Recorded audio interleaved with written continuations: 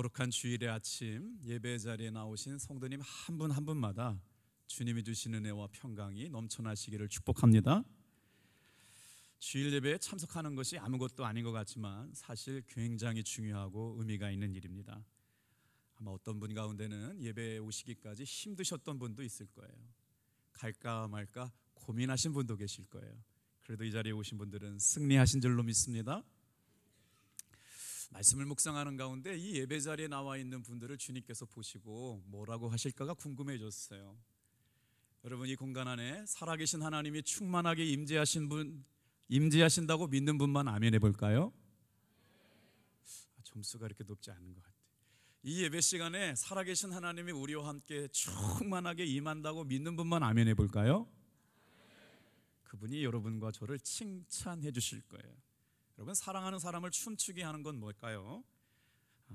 칭찬은 사랑하는 사람을 춤추게 한답니다. 두 손을 들어서 저와 함께 이렇게 옆에 분을 축복해 줬으면 좋겠어요. 당신은 칭찬받기 위해 태어난 사람입니다. 평상시 칭찬을 안 해가지고 어색해요, 그죠? 못 들어보던 말을 지금 듣고 있는 것 같아요. 제가 존경하고 사랑하는 목사님 중에 용혜원 목사님이라는 분이 이런 책을 썼는데요. 책 내용이 참 은혜가 되는 것도 마찬가지지만 제목이 참 멋졌어요. 칭찬 한마디의 기적. 책 좀 한번 보여주세요. 사랑하는 사람을 춤추게 하는 건 무엇일까요? 칭찬이랍니다. 어떻게 칭찬해야 할까요? 참 잘했어, 고마워, 사랑한다, 참 대단하다. 대한민국 사람들은 참 칭찬에 인색해요. 왜냐하면 칭찬을 교회에서 많이 하면, 어렸을 때부터 부흥 강사님이 뭐라고 말씀하셨냐면요, 하늘에서 받을 상급이 없다고, 칭찬하면 안 된다고 막 배워가지고 칭찬하면 안 되는 줄 우리가 알고 배웠잖아요. 그런데 여러분, 성경의 말씀에 의하면요, 하나님께서는 성도들을 사람에게도 칭찬받게 하셨고 하나님께서도 칭찬하신다고 말씀하셨어요. 절대 칭찬이 비성경적인 게 아니에요. 오늘 본문의 말씀을 5절만 같이 한번 천천히 읽어보겠습니다. 시작. 그러므로 때가 이르기 전 주께서 오시기까지 아무것도 판단하지 말라. 그가 어둠에 감추인 것들을 드러내고 마음의 뜻을 나타내시리니 그때 각 사람에게 하나님으로부터 칭찬이 있으리라. 할렐루야. 오늘 이 시간 하나님께서 저와 여러분에게 칭찬해 주시려고 부르셨대요. 오늘 이 말씀을 좀 나눠볼 텐데요. 그래서 세 가지를 묵상하게 될 텐데, 첫 번째 한번 따라하겠습니다. 시작. 우리가 하는 모든 말은 반드시 결과물로 나타납니다. 사람의 말은 어디로부터 왔느냐? 생각으로부터 왔답니다. 하나님께서 오늘 이 시간에 저와 여러분의 생각을 꿰뚫어 보고 계세요. 여러분의 마음을 감찰하고 계시는데 마음의 생각과 마음의 뜻을 살펴보고 계신다니, 여러분 한번 하나님 앞에 여러분의 마음을 들켰다고 생각해 보세요. 얼마나 놀라운 일이에요. 이 말씀은 사도 바울이 마지막 날에 일어날 일에 대해서 예언하고 있는 말씀인데, 그날에, 마지막 날에, 그때가 되면 하나님께서 예수님을 통하여 우리의 삶을 평가하시고 판단하시는 때가 되는데, 놀랍고 무서운 말씀을 하고 계세요. 감추어진 것이 드러난다는 거예요. 숨겨진 것이 알려지게 된다는 거예요. 그러니 여러분, 우리가 하루하루 신앙생활 한다라고 하는 게 얼마나 중요합니까? 오늘 이렇게 하나님 앞에 예배하면서 우리의 삶이, 모든 말이 반드시 결과물로 드러난다라고 하는 준엄한 말씀을 들으면서 사람의 말은 생각의 결과로 드러나게 돼서 하나님 앞에 나와서 먼저 해결해야 될 것은요, 우리의 말의 습관이 바뀌어져야 될 줄로 믿습니다. 그 사람은 그 생각을 통해서 말하게 되는 것이기 때문에 우리의 말과 생각과 언어가 얼마나 중요한지 모릅니다. 구약성경 예레미야 6장 말씀 19절 같이 한번 읽어볼게요. 시작. 땅이여 들으라. 내가 이 백성에게 재앙을 내리니 이것이 그들의 생각의 결과라. 그들이 내 말을 듣지 아니하며 내 율법을 거절하였음이니라. 하나님께서 이스라엘 백성들을 판단하셨는데 재앙을 내리기로 마음먹으셨대요. 이스라엘 백성이 누구예요? 하나님의 백성 아닙니까? 하나님의 은혜로 살아가는 사람들 아닙니까? 하나님의 말씀에 순종해서 살아가는 사람들에게 재앙을 내리기를 마음먹으셨다는 거예요. 하나님은 축복을 주시는 분이시고 저주를 내리시는 분이기도 하시는데 어떻게 하나님의 백성에게 하나님께서 재앙을 내리기로 마음먹으셨을까요? 그런데 놀랍게 성경은 이렇게 말씀하고 있어요. 다 같이 한번 따라해 보겠어요. 그들의 생각의 결과니라.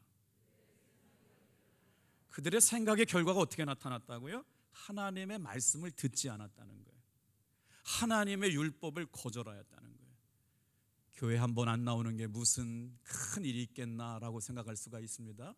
그렇지만 하나님께서 마지막 날에 재앙을 내리시고 이스라엘 백성들을 다스리시는 것의 이유가 바로 뭐냐? 그 사람들의 생각의 결과라고 하는 것입니다. 그 결과는 하나님의 말씀을 듣지 않았으며 하나님 앞에 예배하지 않은 것에 대한 결과로 드러나게 되는 것이죠. 어떤 생각을 품고 사느냐에 따라서 그의 말이 달라진다니, 오늘 이 새벽에 이 아침에 나와서 말씀을 듣는 여러분, 오늘은 특별히 전도까지 하는 날이에요. 얼마나 기쁘고 행복한지 모르겠어요. 다 같이 한번 이 말씀을 묵상하면서 귀 기울여 볼까요? 성도는 내면을 하나님의 말씀으로 채워야 합니다. 삶의 문제가 해결되고 가지고 있는 연약함이 치유되고 하나님의 살아계심을 경험하는 건요, 예배 시간을 통해서 내 영혼이 말씀으로 조율되는 거예요. 사람은 마음에 무엇이 담겨 있느냐에 따라서 그 사람의 말로 표현되어진다고 하거든요. 예배 시간은 무슨 시간이냐? 하나님의 말씀으로 내 영이 조율받는 시간이에요. 그래서 하나님께서는 내 삶을, 내 영혼을 무엇으로 채우기를 원하셨느냐? 하나님이 기뻐하시는 것으로 채우시기를 축복합니다. 하나님께서는 우리가 전도하는 걸 기뻐하셨어요. 전도는 참 힘들어요. 왜 그러냐? 영적 싸움이기 때문에 그래요. 근데 하나님께서는요, 하나님이 기뻐하시는 것을 채우려고 하는 사람들을 통해서 우리의 마음과 생각을 보고 칭찬하여 주실 줄로 믿습니다. 요즘 시편 말씀이 새벽 시간마다 묵상을 하게 되는데 구절 구절마다 참 저에게도 은혜가 되는데, 제가 19편 말씀을 묵상했거든요. 근데 19편 말씀을 묵상하고 있다 보니까 오늘 설교 말씀을 준비하는 것과 연결이 되었어요. 여러분, 매 순간순간마다 어떠한 일보다 하나님의 말씀으로 여러분의 영혼과 심령의 내면에 하나님의 말씀이 충만하게 채워지기를 축복합니다. 우리 19편 좀 한번 절절히 읽어볼까요? 제가 한번 읽어드릴게요. 날은 날에게 말하고 밤은 밤에게 지식을 전하니 언어도 없고 말씀도 없으며 들리는 소리도 없으나 그의 소리가 온 땅에 통하고 그의 말씀이 세상 끝까지 이르도다. 하나님이 해를 위하여 하늘의 장막을 베푸셨도다. 여호와의 교훈은 정직하여 마음을 기쁘게 하고 여호와의 계명은 순결하여 눈을 밝게 하시도다. 14절은 같이 읽겠습니다. 시작. 나의 반석이시여 나의 구속자이신 여호와여, 내 입의 말과 내 마음의 묵상이 주님 앞에 연락되기를 원하나이다. 이 말씀을 그냥 말씀으로 믿으려고 그러고 암송하려고 그러면 힘든데요, 저는 새벽에 기도할 때마다 이 말씀이 그냥 날마다 고백이 되어져요. 나의 입술의 모든 말과 나의 마음의 묵상이 주께 연락되기를 원하네.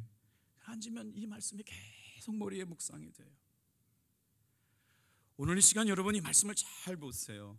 내 입의 말과 내 마음의 묵상이 주님 앞에 드려지는 제물과 같다는 거 아닙니까? 하나님께서 보시고 계시는, 받으시는, 연락하시는 것이에요. 연락하시는 것이에요. 그러므로 오늘 이 시간 예배에 나와 있는 사랑하는 성도 여러분, 여러분의 생각이 하나님 앞에 고정되어 있기를 바랍니다. 생각은 영의 각축장이에요. 하나님의 영도 말씀을 통해서 우리의 생각을 지배하십니다.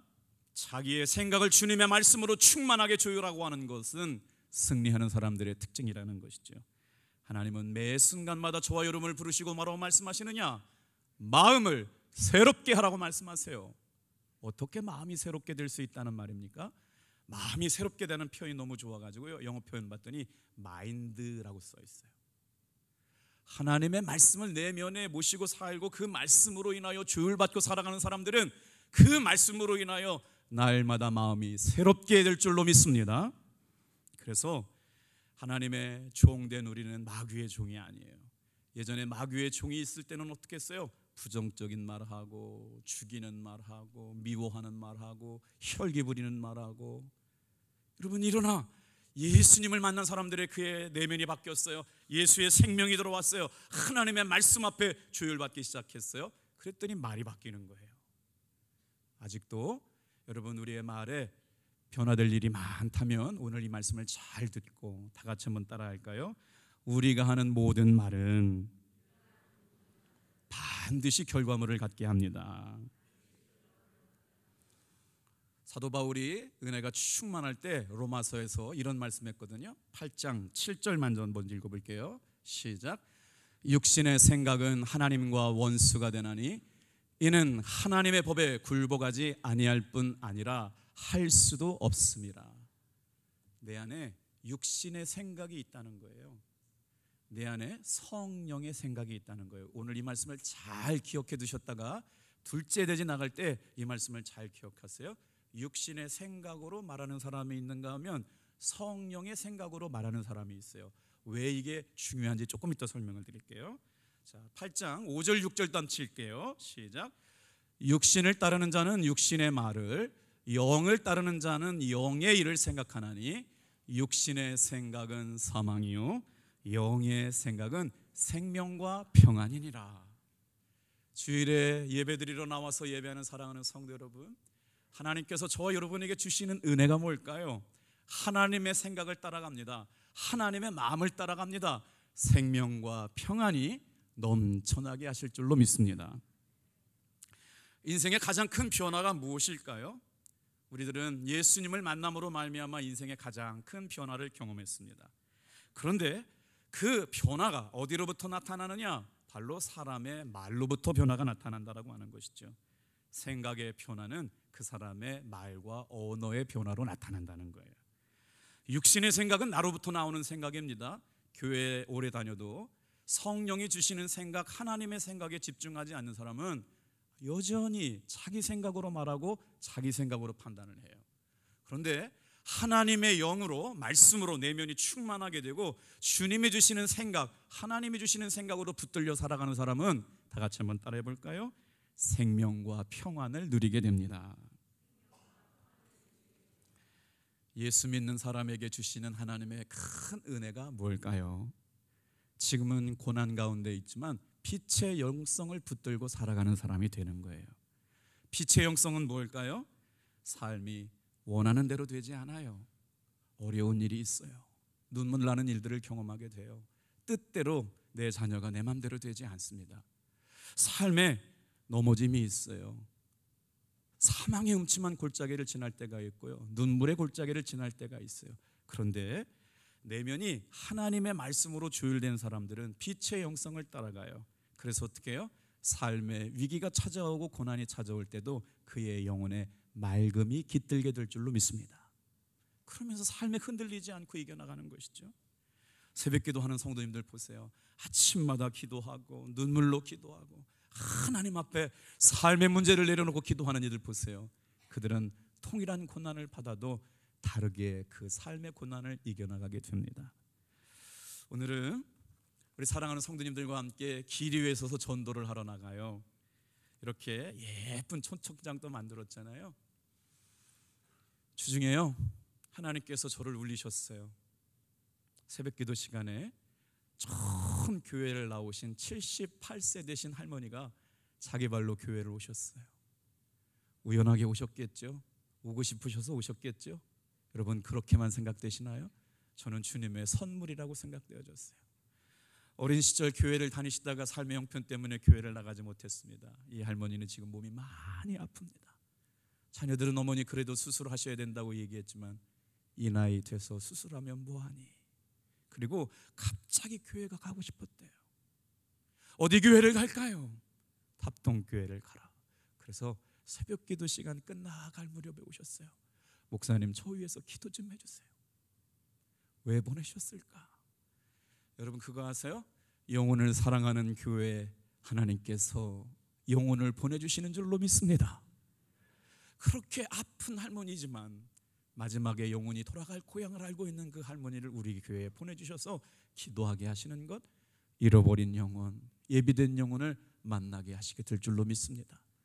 사랑하는 성도 여러분, 우리가 하는 말이 왜 중요한가요? 말은 반드시 결과물을 나타나게 되기 때문에. 두 번째 한번 생각해 볼까요? 빛의 영성은 바로 우리의 말과 생각을 통해 말씀으로 내면이 주율된 사람들만 여러분 영혼이 맑아지게 되고 의와 평강 가운데 머물러 있게 될 줄로 믿습니다. 우리 두 번째 한번 따라해 볼까요? 말은 살리기도 하고 죽이기도 합니다. 사람의 말 가운데 성도의 말은 더 특별하죠. 사랑하는 사람들을 살리는 말이 있고요, 사랑하는 사람을 죽이는 말도 있어요. 놀랍게도 솔로몬이 이렇게 표현했어요. 사람의 혀는 두 가지 종류가 있대요. 온순한 혀가 있고 패역한 혀가 있다. 온순한 혀는 따뜻한 말로 부드러운 말을 하지만 반면 패역한 혀는 자꾸 상황을 의도적으로 꾸려나가요. 그래서 거짓을 만들어요. 왜곡을 시켜요. 여러분, 그래서 솔로몬이 뭐라고 말하느냐? 온순한 혀는 생명의 열매를 맺게 하는 생명나무 같지만 여러분, 패역한 혀는 마음을 상하게 한다고 그래요. 잠언서 15장 말씀 같이 한번 읽어볼게요. 크게 읽어보겠습니다. 시작.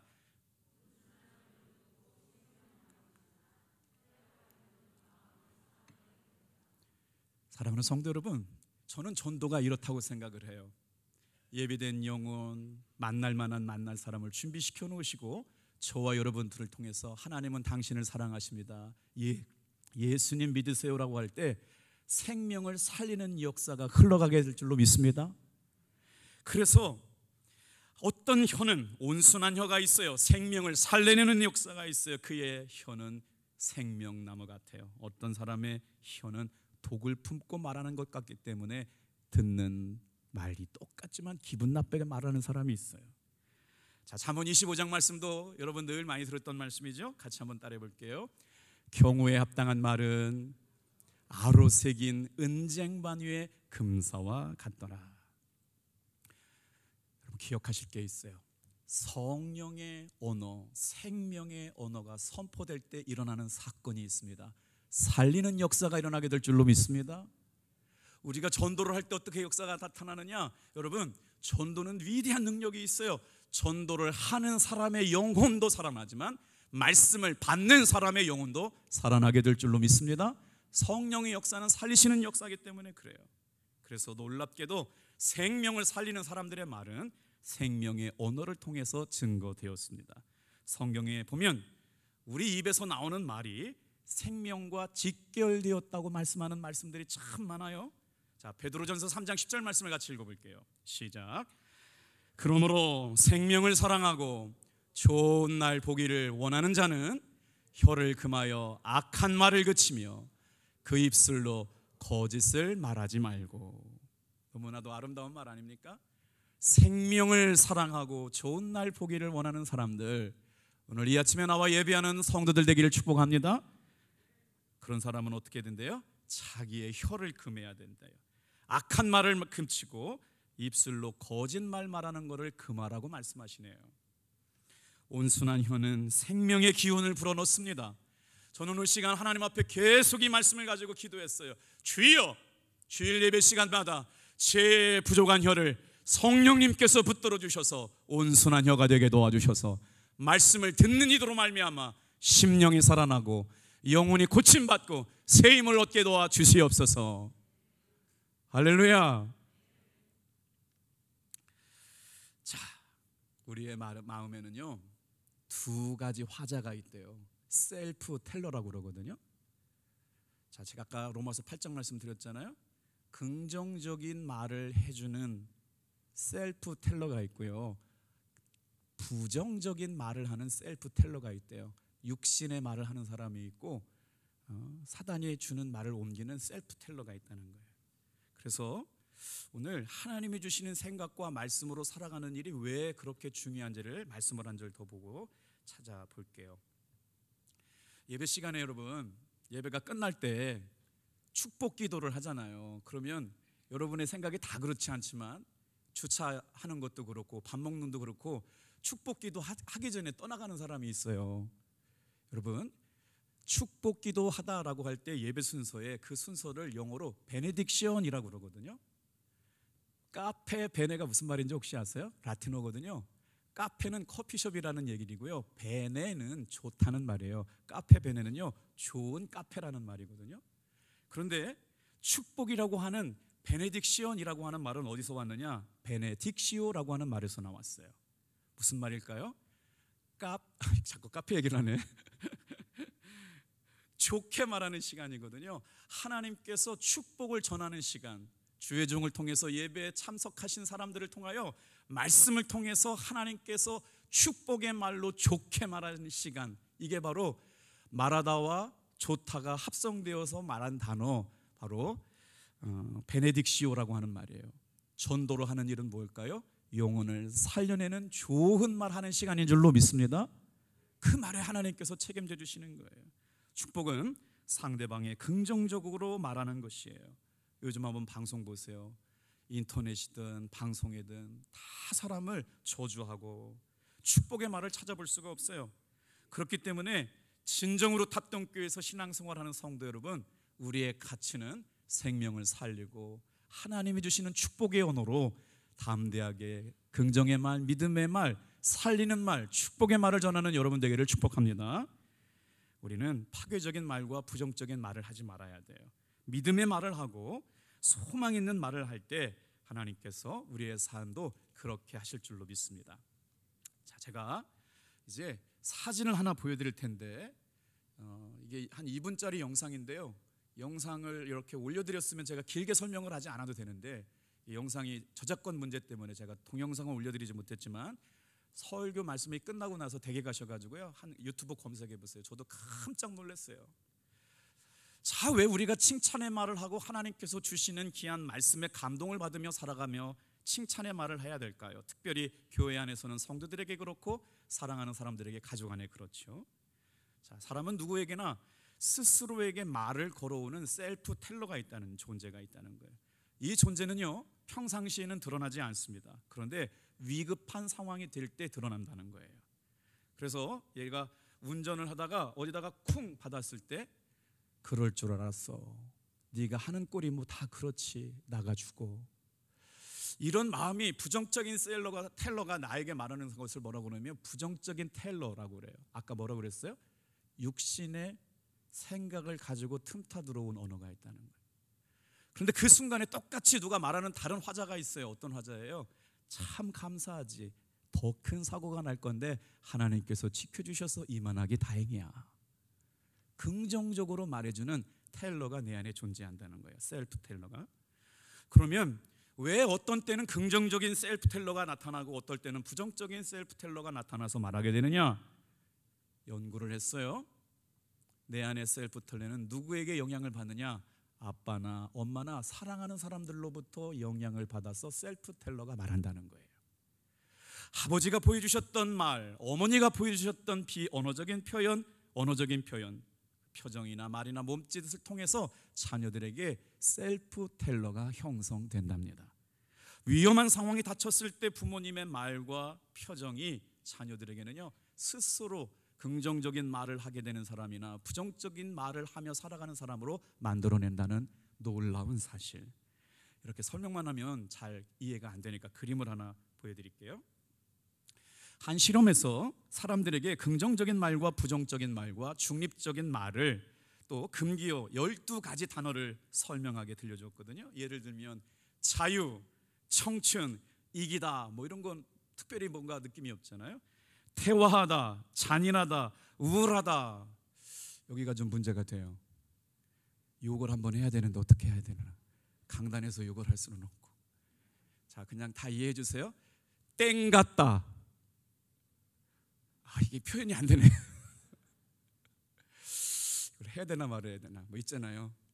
엿 같다, 뭐 이런 거 있잖아요. 뭐 이런 거 있잖아요. 막 여러분 알아들으셨어요? 죄송해요. 씨발 뭐 이런 거 막.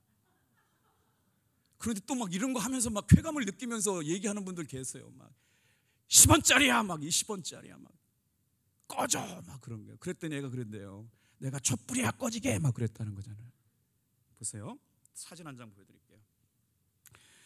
항만, 주변, 걷다 이런 단어를 보여주고 나서 기억나는 단어를 얘기하라고 측정을 했는데요, 놀랍게도 욕을 듣는 순간 뇌에서 다른 단어들은 다 지워지고 욕만 기억에 남게 되었다는 거예요. 그래서 뇌를 측정해 보니까 욕이나 혈기에 담겨져 있는 말이나 분노에 찬 단어들은요, 다른 단어보다 4배 각인 효과가 있어가지고 잔상이 욕만 남는다는 거예요. 그래서 저 뇌를 지배하고 있는 감정세포가 있어요. 감정의 뇌는 이렇게 욕이나 혈기나 분노 섞인 말을 듣게 될 때 사람을 분노와 공포에 사로잡게 만든다는 거예요. 여러분, 사랑하는 사람들끼리 살면서 가정 안에서 얼마나 많은 말들로 아이를 죽이나요? 자, 지금 사진이 넘어갔잖아요. 우리 옆에 분한테 이렇게 얘기하겠어요. 꽃처럼 아름다우십니다.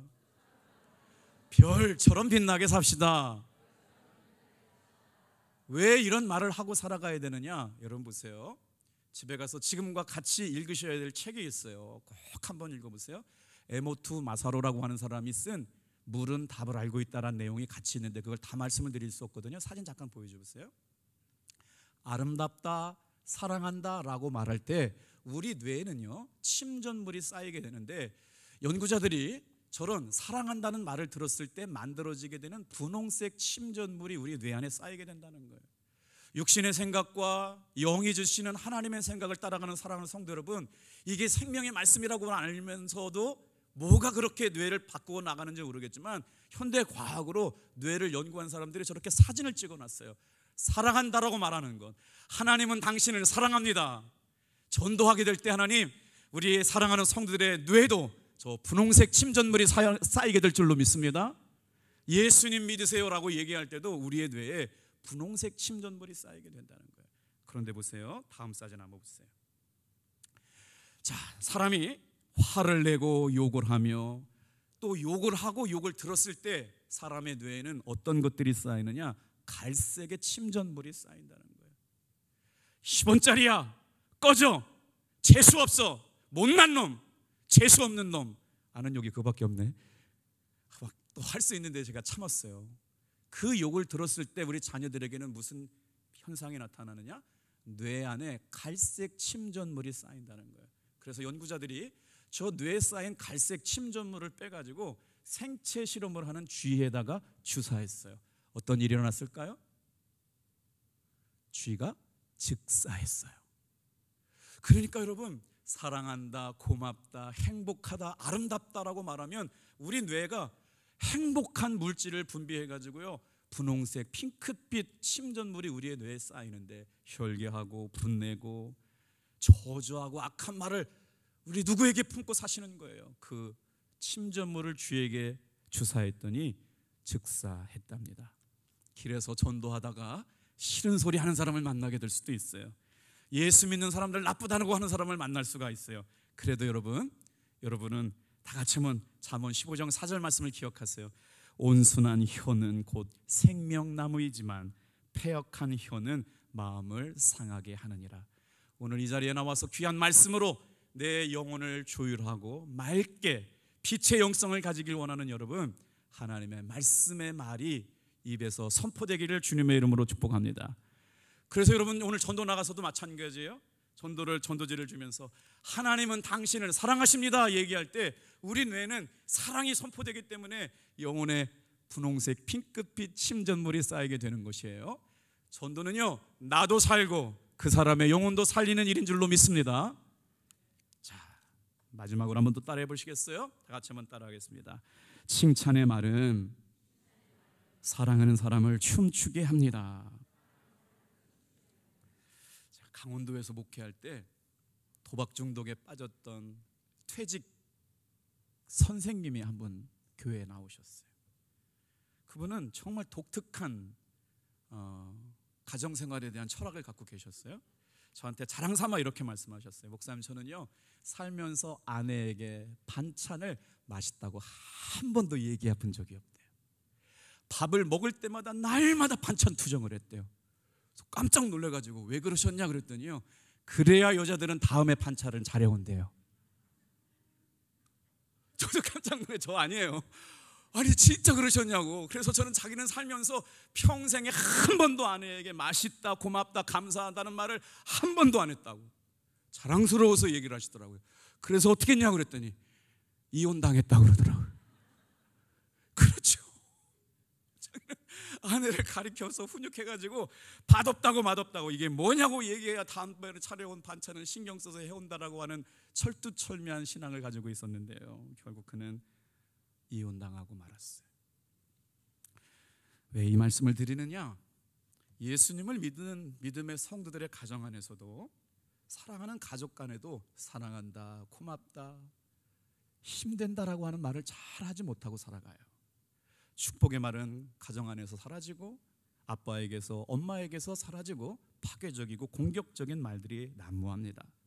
사랑하는 성도 여러분, 그때가 이르기 전에 욕설과 비방을 일삼고 살아왔던 우리의 언어가 예수님 안에서 새로워지기를 주님의 이름으로 축복합니다. 예수님을 만난 사람의 가장 큰 변화는 말의 변화예요, 인격의 변화예요, 생각의 변화입니다. 그런 막말이 얼마나 무서운지 자녀들을 우울증에 빠지게 만들고, 자녀들을 마약에 빠지고, 하나님의 말씀의 은혜를 사라져버리고 목숨을 끊거나 자살까지 하는 일들이 생겨날 지경이기에, 그렇게 말하는 사람도 행복하지 않고 그 말을 듣는 사람도 행복하지 않기에 다 같이 한번 따라합시다. 칭찬의 말은 사랑하는 사람을 춤추게 합니다. 잠언 25장 11절 말씀 같이 한번 읽어볼까요? 시작. 경우에 합당한 말은 아로새긴 은쟁반의 금사관이라. 경우에 합당한 말, 영혼을 살리는 말, 축복의 말, 행복한 말, 긍정의 말. 자, 저 말씀을 추석한 성경학자들은 어떻게 풀이했냐면요, 왜 경우에 합당한 말을 은쟁반 위에 금사가 같이 귀하게 여겼냐면요, 그 은쟁반이라고 하는 것을 마차의 휠로 비교했어요. 영어 성경에 보세요. 그 영어 표현이 휠이라고 되어 있어요. 시기적절한 말 한마디가 마차가 기우뚱거려서 넘어지지 않는 균형을 잡아주는 말이래요. 답동교회에서 신앙생활하는 성도 여러분, 말과 생각이 주의 말씀 가운데 균형 있게 되기를 축복합니다. 그 균형이 깨지니까 어떻게 돼요? 사고 나는 거예요. 마차의 바퀴가 하나만 빠져보세요. 고속으로 돌리던 마차가 넘어지잖아요, 다치잖아요, 죽게 되잖아요. 이것처럼 사람의 말이 귀하다는 거예요. 경우에 합당한 말. 영혼을 이겨오기 위해서 복음을 전하는 여러분, 오늘 하나님께서 저와 여러분을 생명을 이겨오는 전도자로 삼아 주신 줄로 믿습니다. 그래서 성령의 역사는 놀랍게도 그 말씀이 선포될 때마다 살리는 역사로 나타났습니다. 놀랍게도 생명을 살리는 역사는 생명의 언어로 선포될 때 살아났습니다. 오늘 이 시간도 마찬가지예요. 우리가 무엇 가지고 영혼을 이겨옵니까? 하나님께서 허락하신 생명의 말이 증거될 때 허락하신 줄로 믿습니다. 참 감사해요. 그래서 전도하는 것 같아요. 한 집사님이 전도하라고 하는 명령을 받고요, 열심히 길에 나가서 전도하시다가 화단에다가 물 주고 있는 멋진 커피숍 사장을 만나게 되었어요. 질문했답니다. 사장님은 종업원이세요? 사장님이세요? 그랬더니 기분 나빠 안 하시고 제가 사장인데요. 그래가지고 그때부터 전도가 시작됐대요. 그랬더니 여러분, 오늘도 길거리에 나가서 만나는 분들이 분명히 이런 분들이 있을 거예요. 전도하다 보면요, 거절감을 느끼게 되어 있습니다. 그러나 낙심하지 마세요. 전도할 때는 당연히 거절됩니다. 그러나 예비된 사람이 있음을 믿으시길 바랍니다. 그분이 물을 주다가 얘기가 되었는데 자기는 호른을 전공했고 미국에 어디에 유학을 갔다 오셨고 아내도 이태리인가 어딘가 유학을 갔다 온 성악가고 자기의 장인어른은 박래과 의원이시고 자기는 지금 박커피를 만들고 살고 있노라고, 어느 교회를 다녀야 될지 찾고 있노라고. 지금까지 수많은 사람들이 우리 카페에 와 있는데 당신처럼 전도한 사람이 없었기에 탑동교회를 나와 보려고 마음을 조금 먹었대요. 오늘 시간 전도하다가 커피가 드시고 싶거들랑 박커피에 가셔서 탑동교회에서 기도하고 있다고 담임 목사님이 기도하고 있다고 전해주시길 바랍니다. 분위기가 왜 이래요? 커피들 안 좋아하세요? 자, 베드로전서 3장 10절 말씀 묵상해 볼까요? 자, 시작. 그러므로 생명을 사랑하고 좋은 날 보기를 원하는 자는 혀를 금하고 악한 말을 그치며 그 입술로 거짓을 말하지 말고. 사진 한 장 보여드릴게요. 저분은 이민우라고 하는 분이신데요, 고등학교 다닐 때까지 595명 중에 595등을 했대요. 그러니까 여러분 잘 기억하세요. 초등학교 5학년 때까지 구구단을 못 외운다고 아이들을 구박하지 마시길 바랍니다. 세계적인 의사가 될 수 있어요. 벤 카슨이라고 말씀을 드렸잖아요. 여러분 중학교 때까지 공부 못한다고 나무라지 않길 바랍니다. 그 애가 성령님께서 한 번만 지혜를 열어주시면 책을 펼쳐놓고 시험 보는 원종수 권사님이 돼서 서울대 의대 합격하고 세계적인 암 전문의로 쓰임받는 우리 감리교 권사님이 될 줄로 믿습니다. 저분은 장로교 분인데 너무 은혜가 돼가지고요, 세상에 위로받지 않아요? 고등학교 다니면서 595명 중에 595등. 나만 이럴 때 위로가 되나? 595명 중에 595등 하는 자녀를, 아들을 둔 아버지가 날마다 이렇게 말씀하셨대요. 아들아, 나는 널 믿는다. 아빠는 널 믿어. 잘할 수 있어. 날마다 이민우라고 하는 이분은 고등학교 시절에 문제아 중에 문제였다는 거예요. 싸움질에, 술에, 담배, 무단 가출에 하고 싶은 일이 없었어요. 그래서 날마다 싸움질을 하고 다니는 그 아들을 향하여 아빠가 칭찬 한마디를 합니다. 아빠는 너를 믿어. 아빠는 너를 믿는다. 어느 날 그렇게 무심결에 던져주셨던 아버지의 말씀이 이 사람의 마음에 꽂혔습니다. 이렇게 인생 살면 안 되지. 그리고 나서 눈에 불을 켜고 공부를 하기 시작해가지고요, 서울대학교에 합격합니다. 그렇게 또 마음 먹었다고 다 되는 일도 놀라워요. 서울대학교를 합격해가지고요, 미국에 유학을 가요. 그리고 나서 대한민국에 돌아와서 어디에 취직하느냐? LG 재정 담당 총괄 이사가 됩니다. 성공했어요. 그런데 이가 예수님을 잘 믿었습니다. 그리고 나서 지금은 무슨 삶을 살고 있냐면요, 그 좋은 대기업의 재정 총괄 본부장의 사명을 다 내려놓고 장애우들의 아버지가 되셔서 한국 미랄 선교단 단장의 삶을 살아가고 있대요. 멋지지 않습니까? 다 같이 한번 따라해 볼까요? 칭찬 한마디의 기적. 성숙하지 못한 그리스도인은 사랑하는 사람들에게 함부로 말합니다. 예수 믿는 그리스도의 가정 안에서도 사랑하는 부부들에게 함부로 말합니다. 자녀들에게도 함부로 말합니다. 거기에는 생명이 자랄 수가 없고 은혜가 깃들 수 없습니다. 나는 너를 믿는다. 얼마나 귀한 말인가요? 두 구절만 말씀 읽고 마치겠어요. 잠언 10장 11절 말씀 기억합시다. 시작. 의인의 입은 생명의 샘이라도 악인의 입은 독을 머금었느니라. 말에는 생명을 살리는 말과 사람을 죽이는 독을 품는 말이 있다는 거예요. 그래서 독을 품는 말은 자기도 죽을 뿐 아니라 다른 사람도 죽게 만드는 것이죠. 그래서 사람의 혀는 살리고 죽이는 권세가 있다고 말씀하세요. 죽고 사는 것이 혀의 권세에 있어요. 오늘 길 위에 서서 담대하게 복음을 전할 때 영혼을 살리고 이겨오는 생명의 언어가 선포되기를 축복합니다. 이 말씀 읽고 마칠게요. 시작. 죽고 사는 것이 혀의 힘에 달렸으니 혀를 쓰기 좋아하는 자는 혀의 열매를 얻느니라. 기도하겠습니다.